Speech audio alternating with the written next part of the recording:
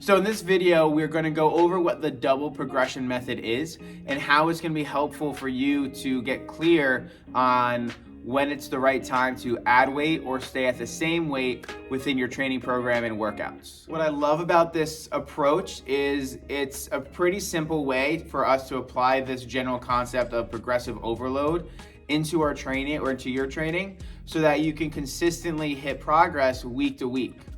And you might see progress by increasing your repetitions, or you might see progress by adding weight to the bar, both of which are good examples of increasing the overall demand and increasing the workout challenge for you. This method works best when there is multiple sets that have rep ranges. So for example, if you see 3 sets of 6 to 8 or 4 sets of 10 to 12, this is gonna be a great set and rep scheme for you to apply this double progression method. The double progression method is gonna tell you that when you hit the top part of your rep ranges for all of the sets that you're working with, then you have the green light to go ahead and increase the weight that you're using.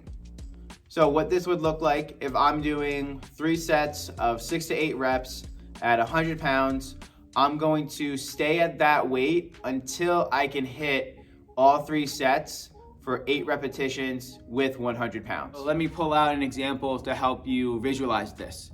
So for you doing the squat exercise, we're gonna do 3 sets for 8 to 10 repetitions. Down here, you'll see the sets.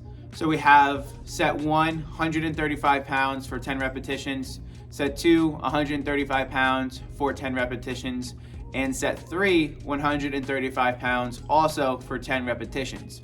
Because I hit all 3 sets at the top end of the rep range, so I hit those 10 reps all at the same weight, that gives me the green light to go ahead and add more weight the next time I do that. So you'll see that on this side, you'll see we have 145 pounds for 10 reps, 145 pounds for 10 reps, 145 pounds for 10 reps.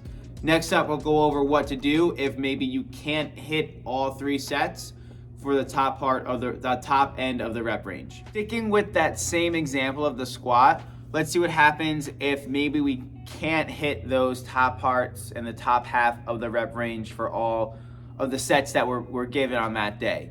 So what this could look like, we see set 1, 2, 3.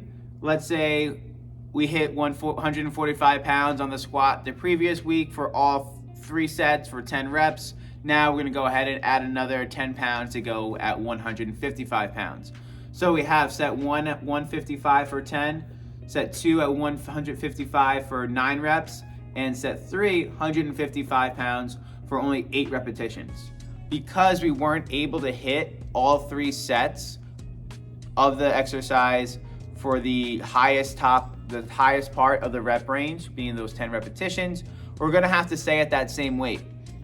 So what we'll do the next time we do that, we'll move over here and we'll go try to beat those reps from the previous week. So we have 155 pounds for 10, 155 pounds for 10, as well as 155 pounds for 10 on that 3rd set. So if this happens, then we go ahead and add a little bit more weight the next time. So as you can see, it gives you a pretty clear distinction and a pretty direct answer to should I go up in weight or should I stay at the same weight? Why I like to use this method the most, because it gives us progress week to week, and the progress, like I said earlier, doesn't always have to be the weight on the bar. So if we look at the total amount of reps here, we have total amount of reps is 27, and that's coming from a set of 10, a set of 9, and a set of 8.